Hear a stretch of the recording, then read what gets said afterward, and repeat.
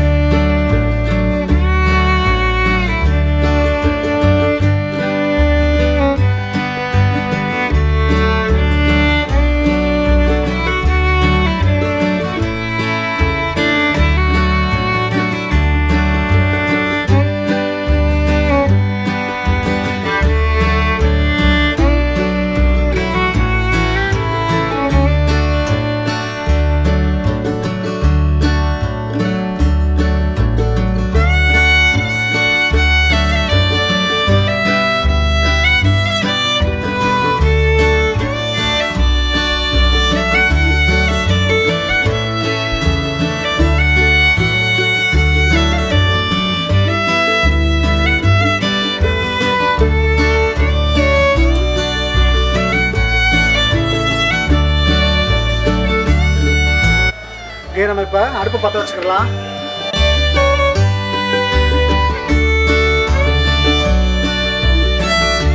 இப்போ சட்டி ஏற்றிக்கிடலாம். இப்போ நம்ம சட்டி சூடானோன்னா எண்ணெய் ஊற்றி ஃபஸ்ட்டு பரோட்டா வந்து நம்ம பொரிச்சு எடுத்துக்கிறோம். சட்டி சூடாகிடுச்சு. நம்ம இப்போ எண்ணெயை ஊற்றிக்கிடலாம்.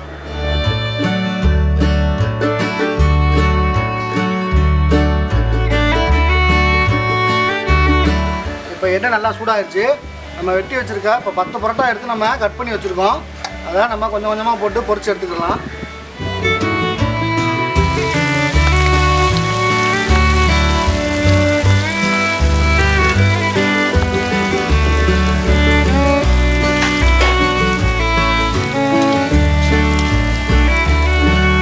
இது வந்து ரொம்ப கறி விட்டுறக்கூடாது. ஓரளவுக்கு பொன்னிறம்னா இதில் வந்து நம்ம பார்க்க முடியாது. வந்து பரோட்டா வந்து கொஞ்சம் மொறுன்னு ஆகிற அளவுக்கு நம்ம பொரிச்சு எடுத்துக்கணும்.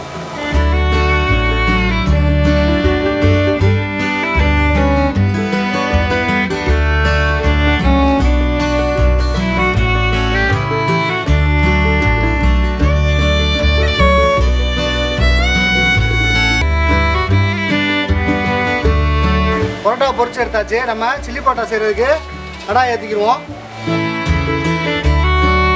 எண்ணெய் ஊற்றிக்கிடலாம்.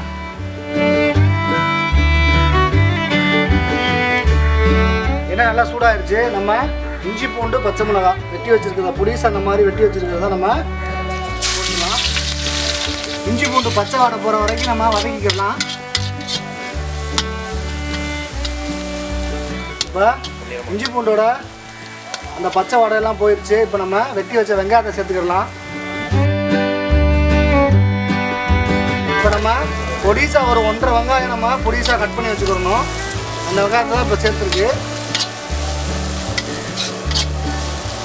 இது ஓரளவுக்கு ஒரு அரை வேக்காடு வதங்கினதுக்கப்புறம் நம்ம பெரிய சைஸாக வெட்டி வச்சுருக்க வெங்காயத்தை நம்ம சேர்த்துக்கலாம். நம்ம 10 பரோட்டாவுக்கு 4 தக்காளி வெட்டி வச்சுருக்கோம். நம்ம தக்காளியை இப்போ சேர்த்துக்கலாம்.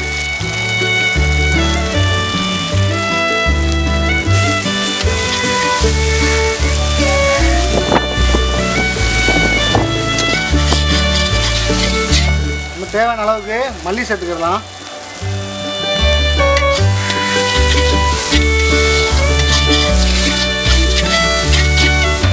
தக்காளியே வதங்கினது போதும்.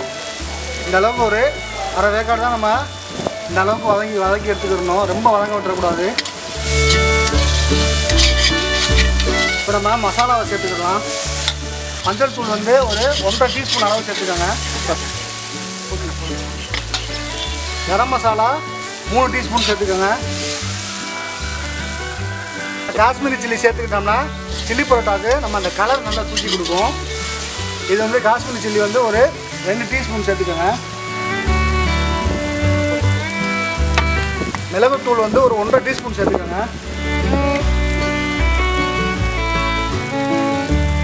தேவையான அளவு உப்பு சேர்த்துக்கோங்க. கொஞ்சமாக நம்ம தண்ணி ஊற்றி இதெல்லாம் மிக்ஸ் பண்ணிக்கலாம்.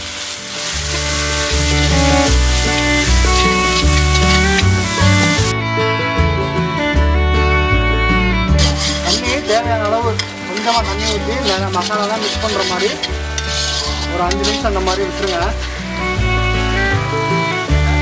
நம்ம டொமேட்டோ சாஸ் வந்து ஒரு 4 டீஸ்பூன் அளவுக்கு நம்ம சேர்த்துக்கிறோம்.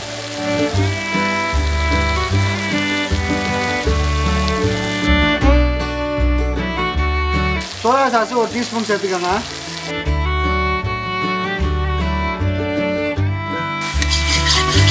நம்ம இப்போ பொரிச்சு வச்ச பரோட்டாவை சேர்த்துக்கலாம். இப்போ நம்ம வெட்டி வச்சுருக்க வெங்காயத்தையும் குடமிளகாயும் சேர்த்துக்கலாம்.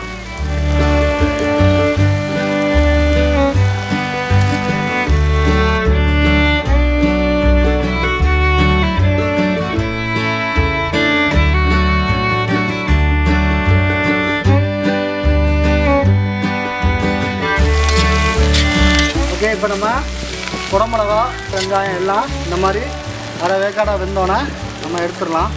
இப்போ சில்லி பரோட்டா ரெடி ஆகிடுச்சு. நம்ம வேறு பாத்திரத்தில் மாற்றி வச்சுக்கலாம்.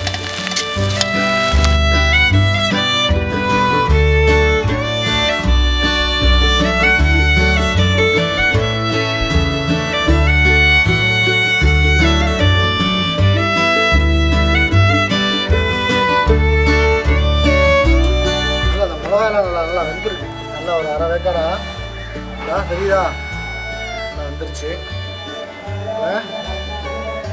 சுவையான சில்லி பரோட்டா ரெடி ஆகிடுச்சு. நம்ம சாப்பிட்டு பார்த்து டேஸ்ட் எப்படி இருக்குன்னு பார்த்துடலாம்.